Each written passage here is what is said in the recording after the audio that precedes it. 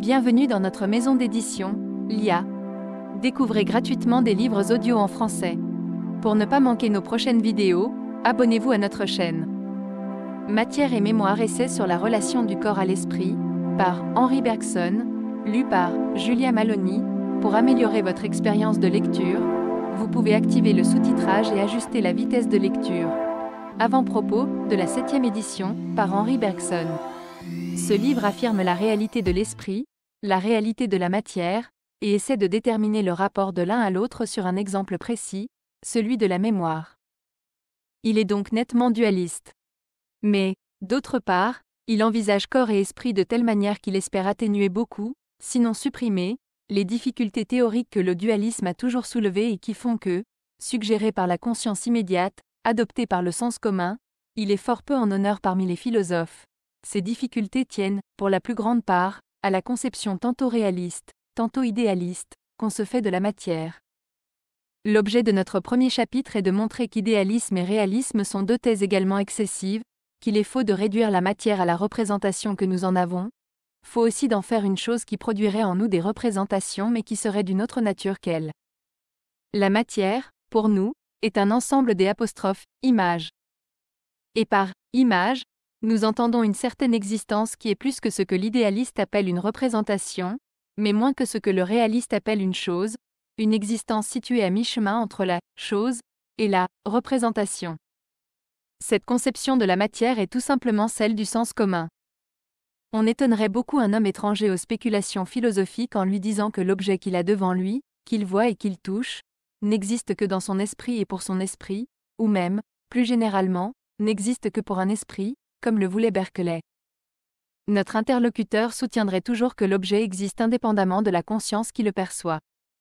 Mais, d'autre part, nous étonnerions autant cet interlocuteur en lui disant que l'objet est tout différent de ce qu'on y aperçoit, qu'il n'a ni la couleur que l'œil lui prête, ni la résistance que la main y trouve. Cette couleur et cette résistance sont, pour lui, dans l'objet, ce ne sont pas des états de notre esprit, ce sont les éléments constitutifs d'une existence indépendante de la nôtre. Donc, pour le sens commun, l'objet existe en lui-même et, d'autre part, l'objet est, en lui-même, pittoresque comme nous l'apercevons. C'est une image, mais une image qui existe en soi. Tel est précisément le sens où nous prenons le mot « image » dans notre premier chapitre. Nous nous plaçons au point de vue d'un esprit qui ignorerait les discussions entre philosophes. Cet esprit croirait naturellement que la matière existe telle qu'il l'aperçoit, et puisqu'il l'aperçoit comme image, il ferait d'elle, en elle-même, une image. En un mot, nous considérons la matière avant la dissociation que l'idéalisme et le réalisme ont opérée entre son existence et son apparence. Sans doute il est devenu difficile d'éviter cette dissociation, depuis que les philosophes l'ont faite. Nous demandons ces peines au lecteur de l'oublier. Si, au cours de ce premier chapitre, des objections se présentent à son esprit contre telle ou telle de nos thèses, qu'il examine si ces objections ne naissent pas toujours de ce qu'il se replace à l'un ou à l'autre des deux points de vue au-dessus desquels nous l'invitons à s'élever. Un grand progrès fut réalisé en philosophie le jour où Berkeley établit, contre les mechanical philosophers, que les qualités secondaires de la matière avaient au moins autant de réalité que les qualités primaires. Son tort fut de croire qu'il fallait pour cela transporter la matière à l'intérieur de l'esprit et en faire une pure idée. Sans doute, Descartes mettait la matière trop loin de nous quand il la confondait avec l'étendue géométrique. Mais, pour la rapprocher de nous, point n'était besoin d'aller jusqu'à la faire coïncider avec notre esprit lui-même. Pour être allé jusque-là, Berkeley se vit incapable de rendre compte du succès de la physique et obligé, alors que Descartes avait fait des relations mathématiques entre les phénomènes leur essence même, de tenir l'ordre mathématique de l'univers pour un pur accident. La critique kantienne devint alors nécessaire pour rendre raison de cet ordre mathématique et pour restituer à notre physique un fondement solide, à quoi elle ne réussit d'ailleurs qu'en limitant la portée de nos sens et de notre entendement. La critique kantienne, sur ce point au moins, n'aurait pas été nécessaire, l'esprit humain, dans cette direction au moins, n'aurait pas été amené à limiter sa propre portée, la métaphysique n'eût pas été sacrifiée à la physique, si l'on eût pris le parti de laisser la matière à mi-chemin entre le point où la poussait Descartes et celui où la tirait Berkeley, c'est-à-dire, en somme, là où le sens commun la voit. C'est là que nous essayons de la voir nous-mêmes. Notre premier chapitre définit cette manière de regarder la matière. Notre 4e chapitre en tire les conséquences. Mais, comme nous l'annoncions d'abord, nous ne traitons la question de la matière que dans la mesure où elle intéresse le problème abordé dans le second et le troisième chapitre de ce livre, celui même qui fait l'objet de la présente étude, le problème de la relation de l'esprit au corps. Cette relation, quoiqu'il soit constamment question d'elle à travers l'histoire de la philosophie, a été en réalité fort peu étudiée. Si on laisse de côté les théories qui se bornent à constater l'apostrophe « union de l'âme et du corps » comme un fait irréductible et inexplicable, et celles qui parlent vaguement du corps comme d'un instrument de l'âme, il ne reste guère d'autre conception de la relation psychophysiologique que l'hypothèse épiphénoméniste ou l'hypothèse paralléliste, qui aboutissent l'une et l'autre dans la pratique, je veux dire dans l'interprétation des faits particuliers, aux mêmes conclusions.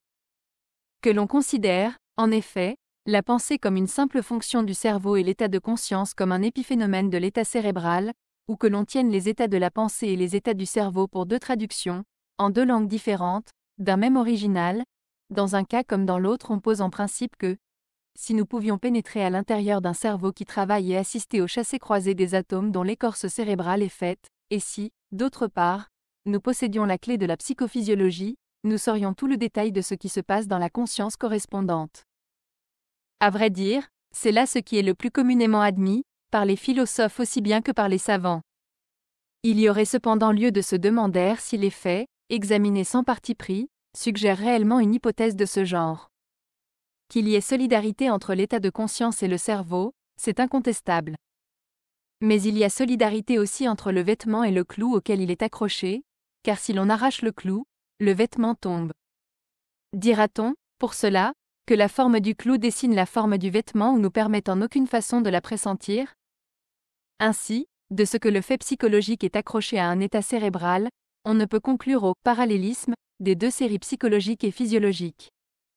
Quand la philosophie prétend appuyer cette thèse paralléliste sur les données de la science, elle commet un véritable cercle vicieux. Car, si la science interprète la solidarité, qui est un fait, dans le sens du parallélisme, qui est une hypothèse, et une hypothèse assez peu intelligible, c'est, consciemment ou inconsciemment, pour des raisons d'ordre philosophique. C'est parce qu'elle a été habituée par une certaine philosophie à croire qu'il n'y a pas d'hypothèse plus plausible, plus conforme aux intérêts de la science positive. Or, dès qu'on demande aux faits des indications précises pour résoudre le problème, c'est sur le terrain de la mémoire qu'on se trouve transporté. On pouvait s'y attendre, car le souvenir, ainsi que nous essayons de le montrer dans le présent ouvrage, représente précisément le point d'intersection entre l'esprit et la matière.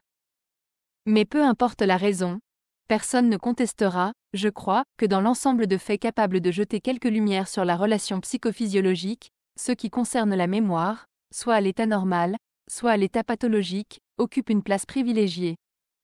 Non seulement les documents sont ici d'une abondance extrême, qu'on songe seulement à la masse formidable d'observations recueillies sur les diverses aphasies, mais nulle part aussi bien qu'ici l'anatomie, la physiologie et la psychologie n'ont réussi à se prêter un mutuel appui. À celui qui aborde sans idée préconçue, sur le terrain des faits, l'antique problème des rapports de l'âme et du corps, ce problème apparaît bien vite comme se resserrant autour de la question de la mémoire, et même plus spécialement de la mémoire des mots. C'est de là, sans aucun doute, que devra partir la lumière capable d'éclairer les côtés plus obscurs du problème. On verra comment nous essayons de le résoudre. D'une manière générale, l'état psychologique nous paraît, dans la plupart des cas, déborder énormément l'état cérébral. Je veux dire que l'état cérébral n'en dessine qu'une petite partie, celle qui est capable de se traduire par des mouvements de locomotion. Prenez une pensée complexe qui se déroule en une série de raisonnements abstraits. Cette pensée s'accompagne de la représentation d'images, au moins naissantes.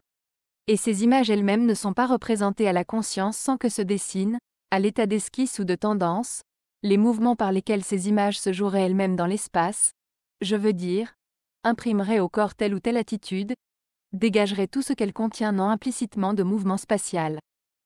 Eh bien, de cette pensée complexe qui se déroule, c'est là, à notre avis, ce que l'état cérébral indique à tout instant.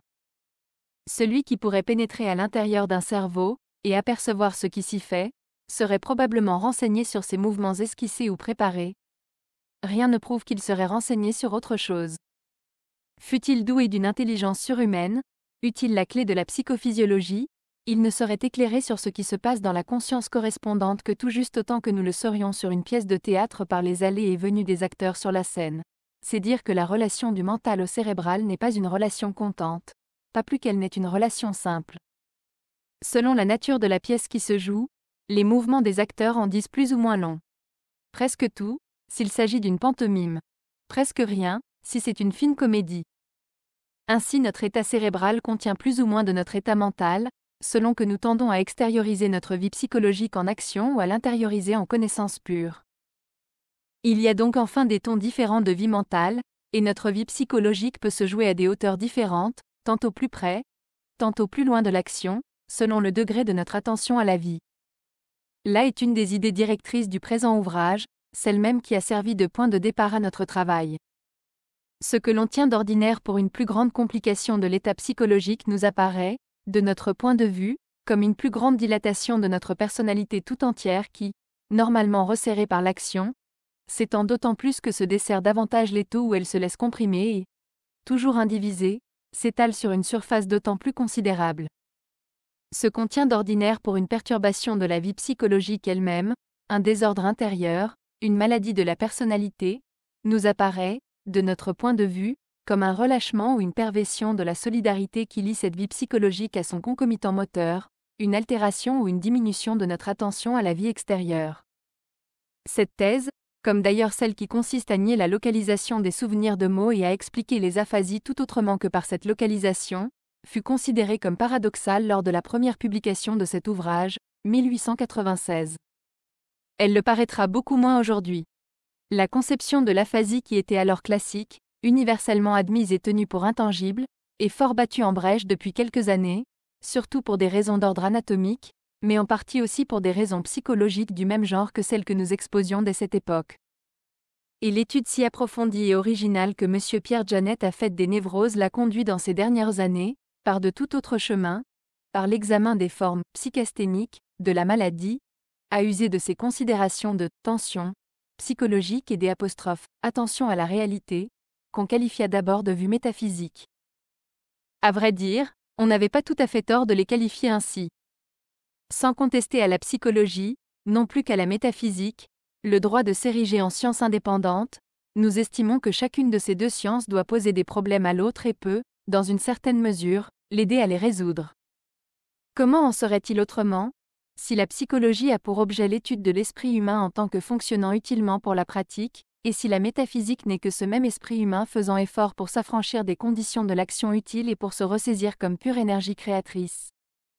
Bien des problèmes qui paraissent étrangers les uns aux autres, si l'on s'en tient à la lettre des termes où ces deux sciences les posent, apparaissent comme très voisins et capables de se résoudre les uns par les autres quand on en approfondit ainsi la signification intérieure.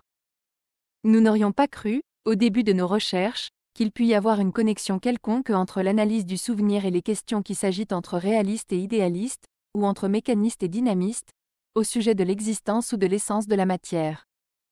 Pourtant cette connexion est réelle.